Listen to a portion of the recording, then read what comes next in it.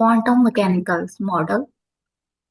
In previous video, we have discussed about different atomic model like Dalton, Rutherford, Bohr atomic model, and today we will discuss the quantum mechanical model.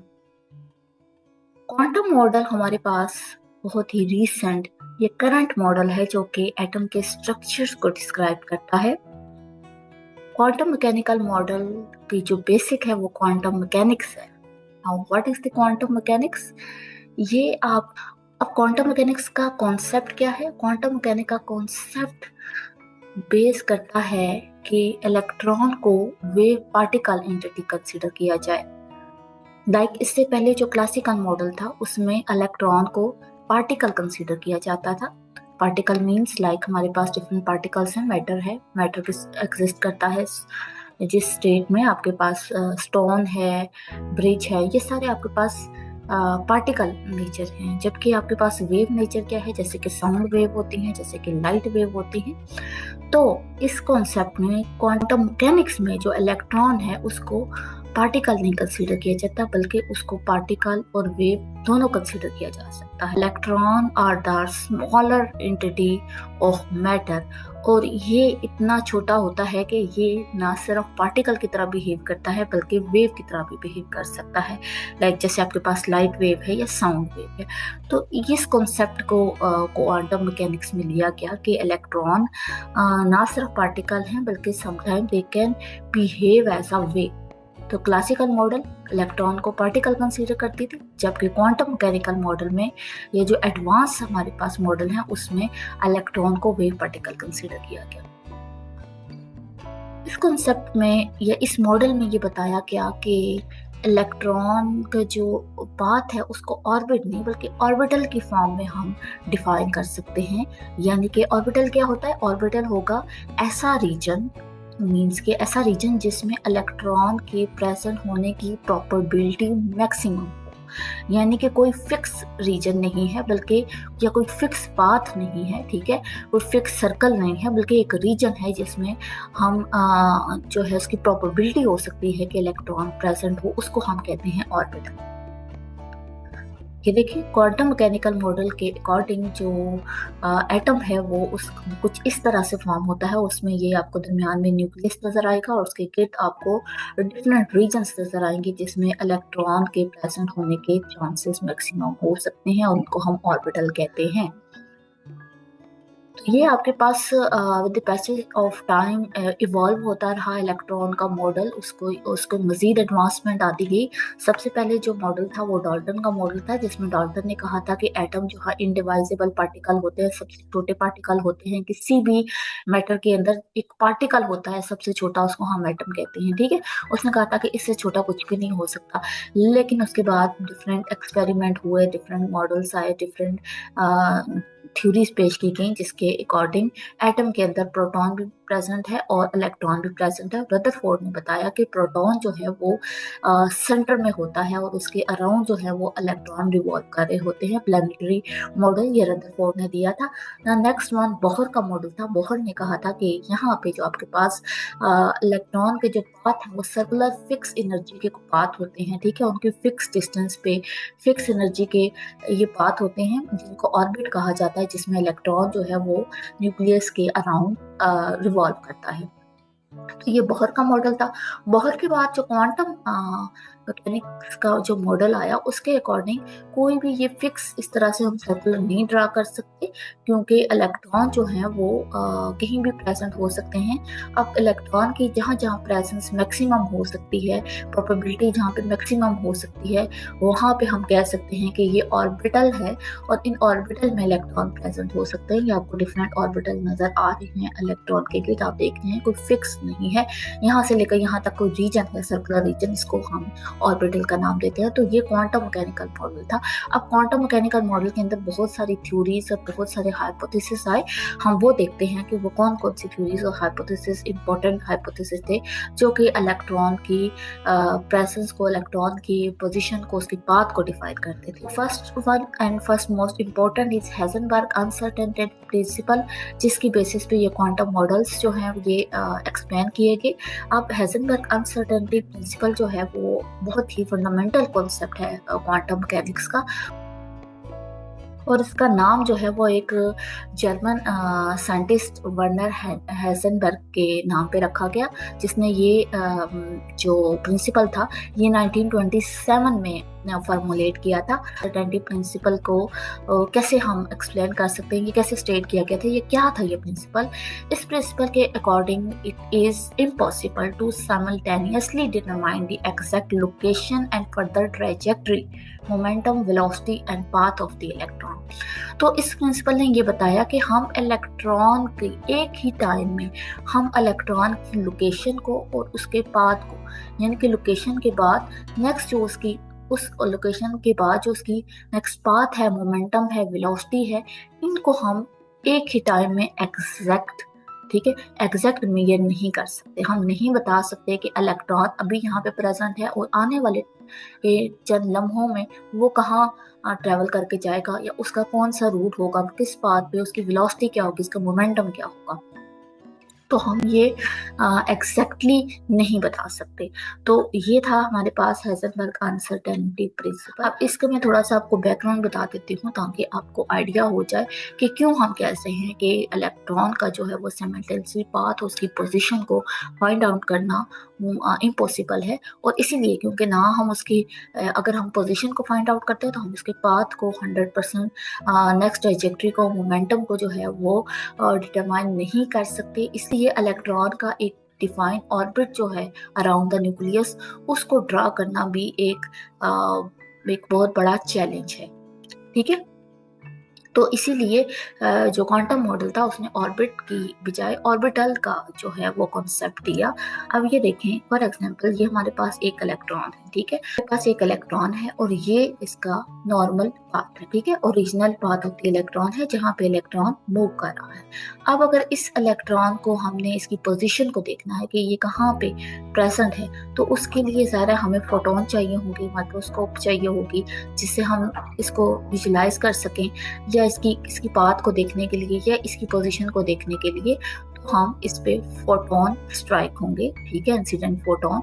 और photon strike करने के बाद photon का जो root है वो change हो जाएगा, ठीक है। स्कैटर्ड फोटोन क्या होते हैं, जो स्ट्राइक करने के बाद जो फोटोन अपना पाथ लेते हैं उसको स्कैटर्ड फोटोन कहते हैं, ठीक है।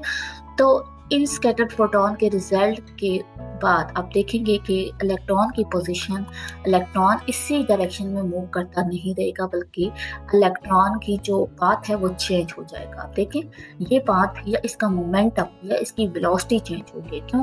क्योंकि अभी इसके पास एक एनर्जेटिक फोटोन ने इसे स्ट्राइक किया। क्योंकि इलेक्ट्रॉन बहुत ही छोटा होता है, तो एक फोटोन भी अगर इसे स्ट्राइक होता है तो इसके पाथ को वो चेंज करने की एबिलिटी रखता है, ठीक है।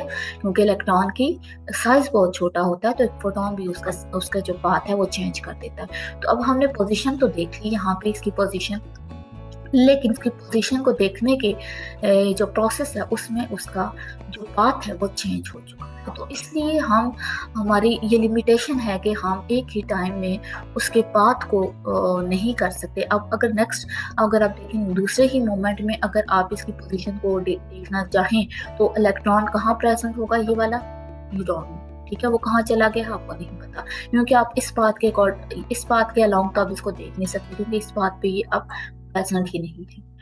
तो इसका मतलब है कि हम इलेक्ट्रॉन की एग्जैक्ट पोजीशन को और उसके पाथ को एक ही टाइम में डिटरमाइन नहीं कर सकते, क्योंकि अगर हम उसकी पोजीशन को देखने के प्रोसेस में उसका पाथ चेंज हो जाता है, ठीक है। क्योंकि उसको देखने के लिए जो भी हमें फोटोन चाहिए होंगे वो फोटोन उसके पाथ को चेंज कर देंगे। तो अब इसकी एक और एग्जांपल लेते हैं, लाइक एक सिंगल हाइड्रोजन एटम है। हाइड्रोजन एटम के एग्जांपल हम इसलिए लेते हैं कि इसके अंदर एक ही इलेक्ट्रॉन होता है, और अगर हम इसका हाइड्रोजन एटम के अंदर जो इलेक्ट्रॉन है उसकी पोजीशन को देखना चाहते हैं, सिंगल प्रोटॉन की पोजीशन को किसी भी लम्हे में देखना चाहते हैं, तो हमने इसकी पोजीशन देख ली। लेकिन अगर हम उसके बाद अगले ही मोमेंट में दोबारा यही वाला प्रोसेस, यानी कि उसकी पोजीशन को देखने का प्रोसेस करेंगे, तो इलेक्ट्रॉन किसी और प्लेस पे शिफ्ट हो चुका होगा, या उसकी पोजीशन जो है वो चेंज हो चुकी होगी, ठीक है। और मतलब है कि अगर हमने उसकी ओरिजिनल लोकेशन को देख ली तो हम उसकी अब नेक्स्ट लोकेशन जो है वो हम कंप्लीटली अननोन होंगे कि इसकी नेक्स्ट वन उसकी पोजीशन क्या होगी, उसका नेक्स्ट पाथ क्या। लेकिन इस तरह से हम अगर कंटिन्यूसली रिपीट करते रहें इस प्रोसेस को, तो हमें ये आइडिया हो जाएगा कि इलेक्ट्रॉन कहाँ कहाँ प्रेजेंट हो सकता है। ठीक है, तो उसके बेस पे हम एक 3 डायमेंशनल मैप को जो है वो लोकेट कर लेंगे और उसको कंस्ट्रक्ट कर लेंगे, जिसमें इलेक्ट्रॉन के प्रेजेंट होने के चांसेस मैक्सिमम हो सकते हैं और जहाँ पे वो इलेक्ट्रॉन लोकेट हो सकता है। ठीक है, तो उस रीजन को हम जो है वो लोकेट कर लेंगे, उस 3 डायमेंशनल मैप को हम कंस्ट्रक्ट कर लेंगे। ठीक, इन कंक्लूजन कि हम किसी भी इलेक्ट्रॉन की अगर हम एग्जैक्ट पोजीशन को जान ले, तो हम ये नहीं जान सकते कि उसकी नेक्स्ट पोजीशन या उसका नेक्स्ट पाथ कौन सा होगा। और अगर हम उसका पाथ जान लें, तो हम उसकी पोजीशन के बारे में कंफर्म नहीं होंगे कि वो किस पोजीशन पे प्रेजेंट है। सही है, तो ये लिमिटेशंस हैं और इस लिमिटेशन को, ये अनसर्टेनिटी है, यानी कि हम जो है वो सर्टेन नहीं होते उसकी पोजीशन, उसके पाथ के बारे में। ये एक अनसर्टेनिटी हमेशा रहती है और इस अनसर्टेनिटी को हेजनबर्ग अनसर्टेनिटी प्रिंसिपल कहा जाता है। और इस अनसर्टेनिटी की बेस पे ये पॉसिबल नहीं है कि हम एक ऑर्बिट को, एक फिक्स पाथ को जो है वो डिफाइन कर सकें इलेक्ट्रॉन के अराउंड द न्यूक्लियस के गिर्द इलेक्ट्रॉन इस पाथ पे मूव करेगा। ठीक है, तो हम इस ऑर्बिट को ड्रा नहीं कर सकते because of this in uncertainty that is called Heisenberg uncertainty principle. अब ऑर्बिटल क्या है? ऑर्बिटल का जैसे मैंने पहले भी बताया कि अगर हाइड्रोजन के केस में बात की जाए, तो इलेक्ट्रॉन जो है उसकी जो पोटेंशियल है कि वो कहाँ कहाँ एग्जिस्ट कर सकता है एक स्फेरिकल रीजन में। ठीक है, एक रीजन में, एक पाथ की बात नहीं कर रहे हम, रीजन की बात कर रहे हैं न्यूक्लियस के गिर्द, जहाँ पे इलेक्ट्रॉन के प्रेजेंट होने के चांसेस 95%। ठीक है, यानी कि 95% ऑफ द टाइम वो वहाँ पे प्रेजेंट हो सकता है। वो अब ये एक सिंपल सा एक रीजन है अराउंड द न्यूक्लियस, एक सर्कुलर रीजन है जिसको हम कहते हैं ऑर्बिटल। कैसे डिफाइन करेंगे? The orbital is the region of space where the electron lives. तो ऑर्बिटल एक ऐसा रीजन है जहाँ पे इलेक्ट्रॉन जो है वो प्रेजेंट हो सकता है। इलेक्ट्रॉन की प्रेजेंस वहाँ पे 95% चांसेस होते हैं, या 95% प्रोबेबिलिटी है कि इलेक्ट्रॉन उस रीजन में प्रेजेंट था। That was लॉइस de Broglie hypothesis. इस ये भी बहुत इंपॉर्टेंट कॉन्सेप्ट है क्वांटम मैकेनिक्स का। क्वांटम मैकेनिक्स जिस कॉन्सेप्ट पे या जिस हाइपोथेसिस पे बेस करती है, उनमें उसमें one of the basic concept इस लॉइस डी ब्रोगली ने दिया था। ये एक फ्रेंच साइंटिस्ट था जिसने 1924 में प्रपोज किया था dual nature of the electron को। डुअल नेचर मतलब दो तरह के नेचर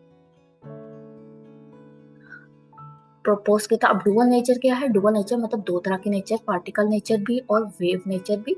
क्योंकि इलेक्ट्रॉन जो है वो सब एटॉमिक पार्टिकल है, यानी कि इतना छोटा पार्टिकल, एटम का भी सब एटॉमिक पार्टिकल है, यानी कि एटम से भी छोटा पार्टिकल है। अब इसलिए उसमें दोनों प्रॉपर्टीज होती हैं, पार्टिकल की प्रॉपर्टीज भी है, वेव लाइक प्रॉपर्टीज भी है। अब वेव जैसे मैंने आपको बताया, लाइट वेव है, साउंड वेव है, आप देखते हैं वो कैसी पास करती हैं, वो कैसी बिहेव करती हैं। आपने पढ़ा इंटरफेरेंस का, डायफ्रैक्शन का फिनोमेना। ठीक है, वो वेव्स के साथ होता है।